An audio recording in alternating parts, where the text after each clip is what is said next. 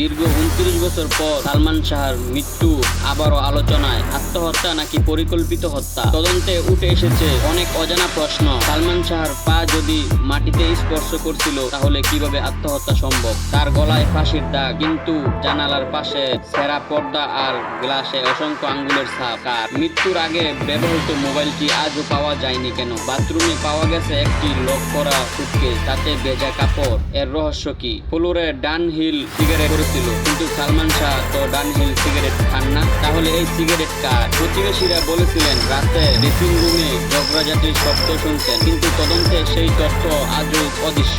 নায়কের মৃত্যুকে সাবেক স্ত্রী সামিয়া হক আত্মহত্যা বললেও পরিবার আজও বলে এটি পরিকল্পিত হত্যা। প্রশ্ন রয়ে গেছে, সত্যটা আসলে কি? ৩০ বছর পর সালমান শাহর মৃত্যু রহস্য ঢাকা। আপনার মতে কি আত্মহত্যা নাকি হত্যা?